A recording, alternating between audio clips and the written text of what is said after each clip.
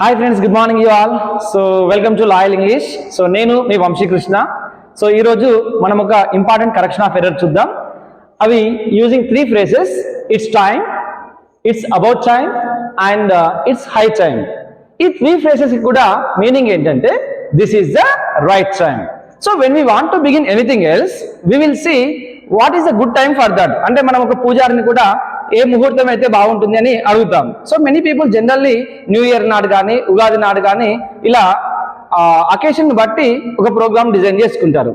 So ఇలాంటి అంశాలు చెప్పడానికి మనము ఈ 3 phrases ని కూడా యూజ్ చేయడం జరుగుతుంది. అయితే మన కరెక్షన్ ఆఫ్ ఎర్రర్ సంబంధించి కంపల్సరీగా అది ఏ ఎగ్జామ్ అయినా సరే మనకు ఒక మార్క్ అనేది రావడం జరుగుతుంది. అది బ్యాంక్ ఎగ్జామ్స్ అయినా సరే, లేదా రైల్వే ఎగ్జామ్స్ అయినా సరే, లేదా డిపార్ట్మెంటల్ ఎగ్జామ్స్ అయినా సరే. సో మరి ఎలా యూజ్ చేయొచ్చు అంటే, ఫర్ ఎగ్జాంపుల్ మీ ఫ్రెండ్స్ కలుస్తారు. కలిసిన వెంటనే మనం జనరల్గా అడిగేది ఏంటంటే మామ పార్టీ లేదా అని, లేదా మామ పార్టీ సెలబ్రేషన్ చేసుకుందాం కదా అని. సో ఎలా యూజ్ చేస్తామంటే it's time to celebrate the party. So ఇలా మనం సెంటెన్స్లో యూజ్ చేస్తాం. అంటే ఇక్కడ ఏం యూజ్ చేస్తున్నామంటే టు ప్లస్ వర్బ్ని ప్రజెంట్ ఫామ్లో యూజ్ చేస్తున్నాం. దీన్ని ఏమంటామంటే మనం ఇన్ఫినిటివ్స్ అంటాం. సో మనకు వర్బ్ ఫామ్స్ ఇలా ఉంటాయి: సెలబ్రేట్స్, సెలబ్రేటెడ్, ఈ విధంగా ఉంటాయి.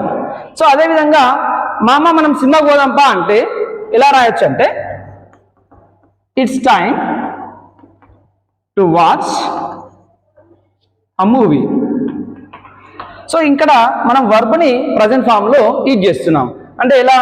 Watch, watched.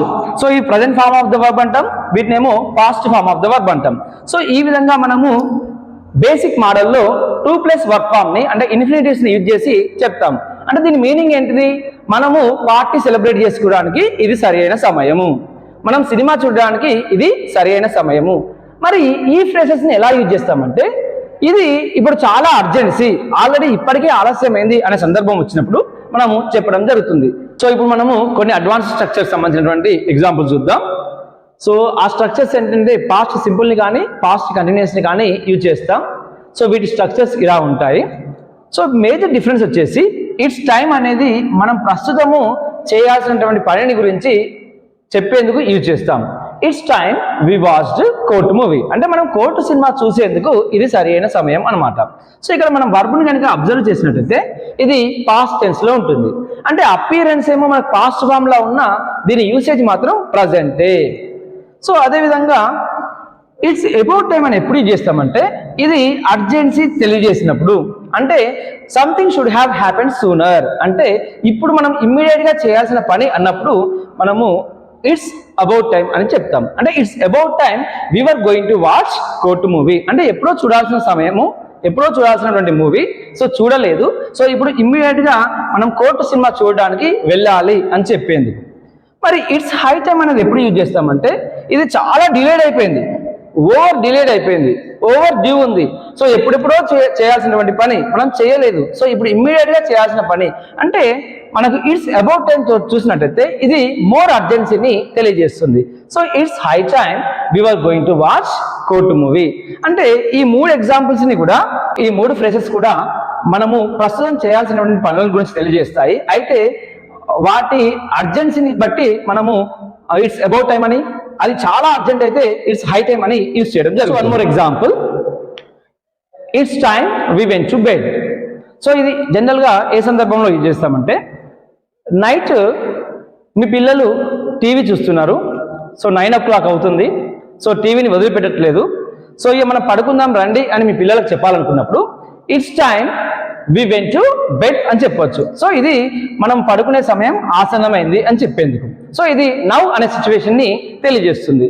అయితే మీ పిల్లలు సినిమా చూస్తున్నారు, వాళ్ళకి సినిమా చాలా ఇంట్రెస్టింగ్గా ఉంది, సో వాళ్ళు ఇంకొకసేపు చూస్తా అని చెప్పిండ్రు. సో 10 o'clock అవుతుంది, వాళ్ళు ఇంకా పడుకోవడానికి రావట్లేదు, సో మీరు కొంచెం కోపంగా చెప్తున్నారు. So it's about time we went to bed. So already 10 అవుతుంది, సో ఇమ్మీడియట్గా వచ్చి పడుకోండి అని చెప్తున్నారు. లేదు, వాళ్ళు 11 o'clock అవుతుంది, 12 o'clock అవుతుంది, 12:30 అవుతుంది, వాళ్ళు పడుకోవట్లేదు, సో మీకు కోపం వస్తుంది. సో అప్పుడు ఫ్రస్ట్రేషన్తో చెప్పినప్పుడు it's high time we went to bed. అంటే ఇప్పటికే చాలా ఆలస్యం అయిపోయింది, సో మనం పడుకోవాలి అని మీరు మీ పిల్లలతో చెప్పినప్పుడు ఇలా యూజ్ చేస్తాం.